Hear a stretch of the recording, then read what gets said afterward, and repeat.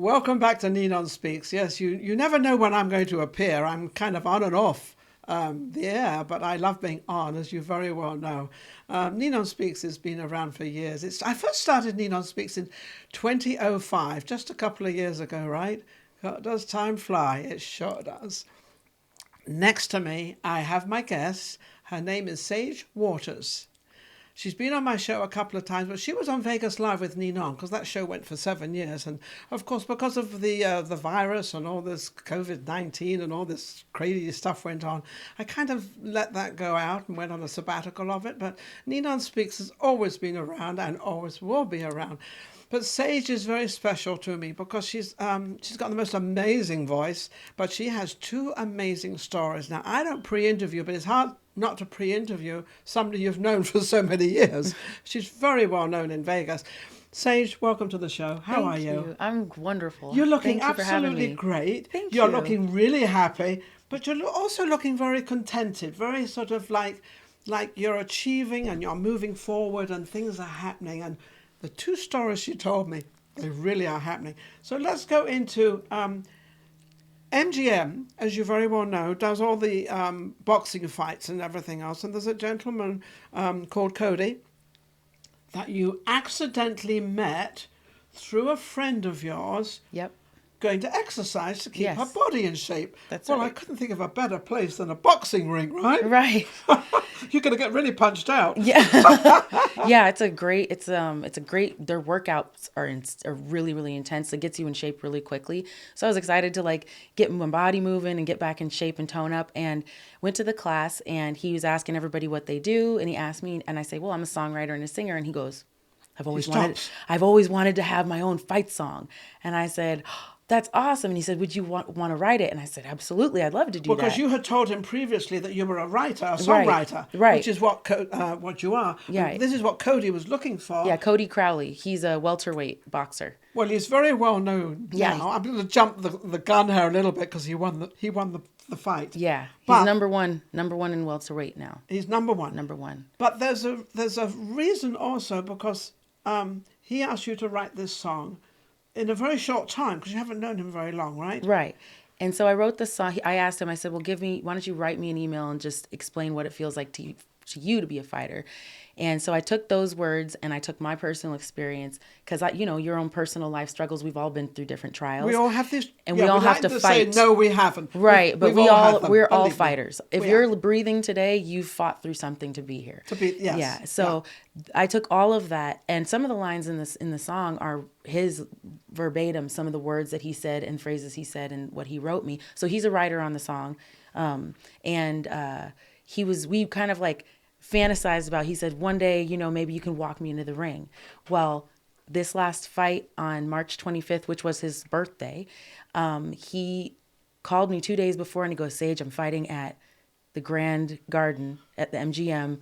I want you to walk me into the ring singing the song. And I was like, oh I haven't my even gosh. written it And yet. it was written and it was recorded, just a demo though. And so Just the demo. So at least you had something. It wasn't finished. And so I rushed all the music to him and I was like, it's not what I want it to be, but I cleaned it up a little bit what I could. Yeah. I sent it to him. He sent it to Showtime. I went there Saturday morning. I did sound checks. Showtime was like, who are you? And they hadn't heard of her. And they had asked, right? They had asked me, he said, are you going to lip sync? And I said, I've never lip synced No, in my I don't life. lip sync. I don't do that. I'm a professional. And so I went back, did sound check. After sound check, they were like, you're good to go. You're going to sing live. And I said, perfect. So I got there on time. We got to walk out and it was amazing. The first boxer went into the ring and 90% of the crowd was for the other guy. How did you feel? You're walking in with a very well-known boxer behind you and his entourage. Yes, Because the whole they team. walk, they've got all these people, lots of people back behind them, and they're marching and they're, boo-hooing and doing this and, making a big noise, and you're leading this. Yeah, and I was And you've never done that before. I've never walked How that fast while did you feel singing. about that? That was funny.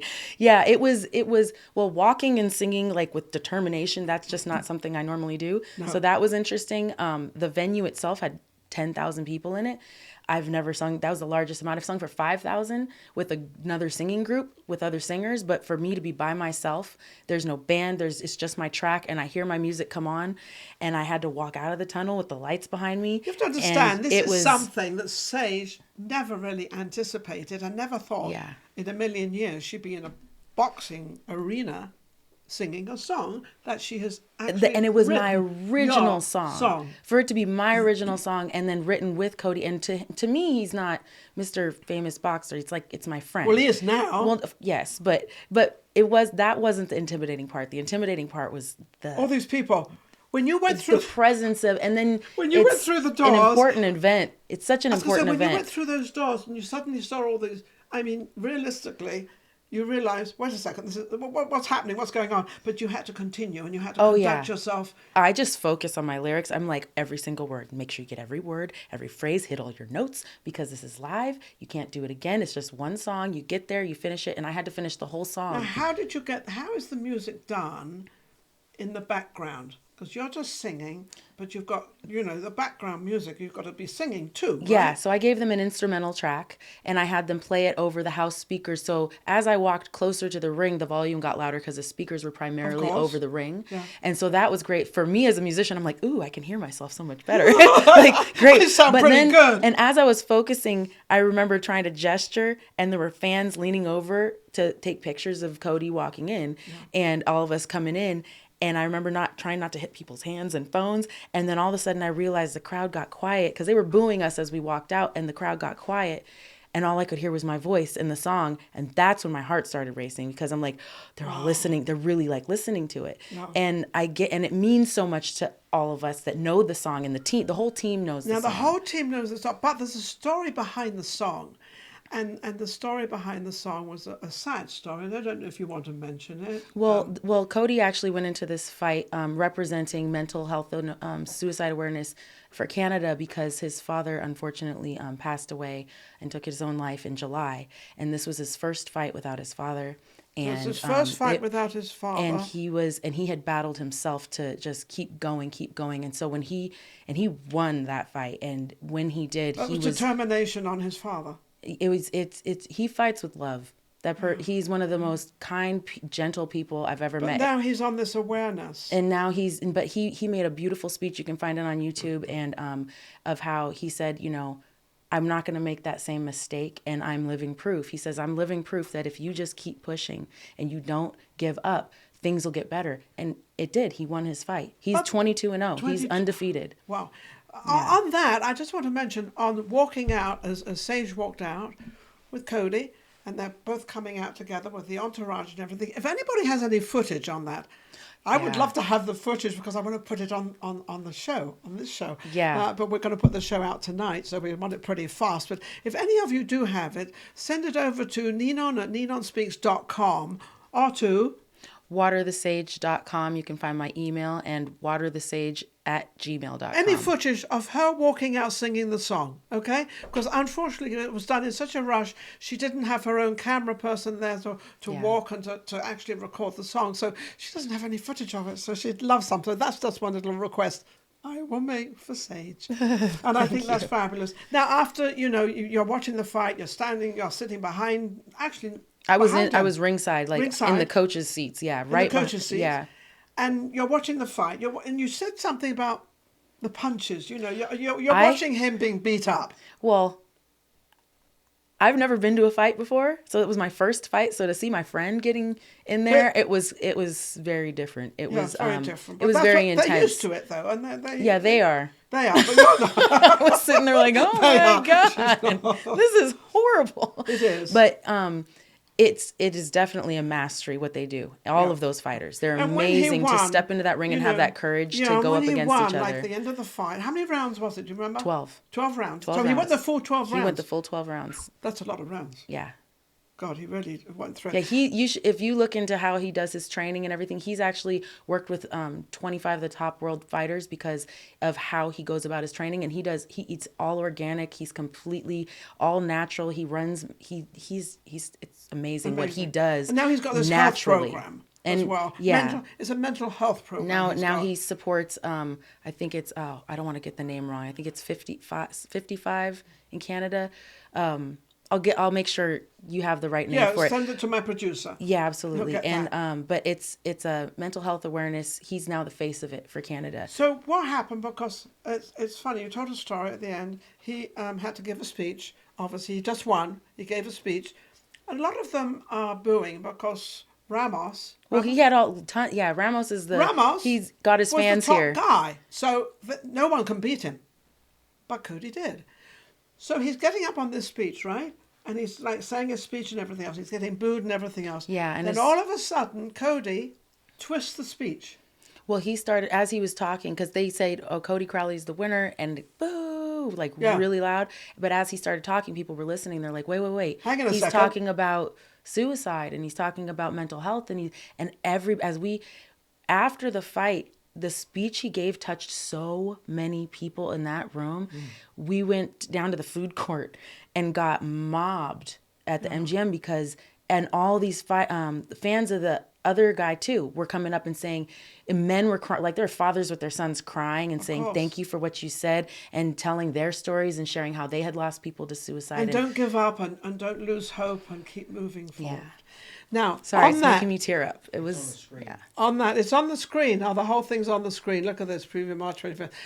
Now, yeah, on Team that, 55. Thank you. Yeah, Team 55 is what Cody represents. We're going to move to Sage, what she actually does, and she's going to be performing actually tomorrow night. Now, where are you performing tomorrow night? Tomorrow night is my show, and I titled it Fighter in honor of this song because it means so much to me, and I believe to anyone who's going to hear it, because it's all of our story. Yes. It's everything we've all been through because we've all struggled and fought.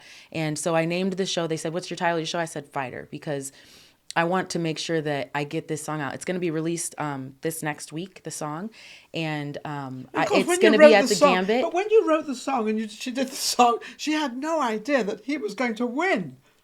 Well, as a friend, I'm like, of course you're going to win. You win, yeah. But I believe it. But also Ramos.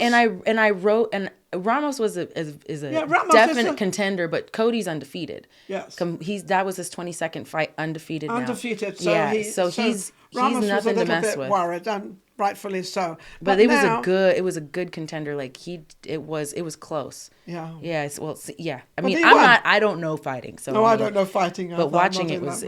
But so on that, so now we've got the song you're going to be. Well, the show she's calling her show Fighter, is Fighter, and I'll be playing the song Fighter tomorrow night. Thursday, April the 6th at 7:30 at the Gambit. Gambit. It's a beautiful jazz club on It's Boulder fabulous. Highway and Warm Springs. Tickets are like $20. I think it's on Sunset, isn't it? It's West Sunset. It's West Sunset.